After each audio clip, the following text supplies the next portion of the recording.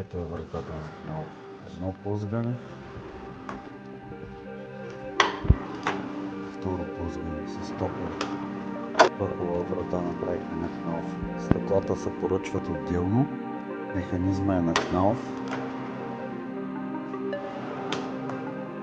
Може да се поръча всякакви стъкла. Тук отпред има стена, която е зип. Отпред се прави преградна стена.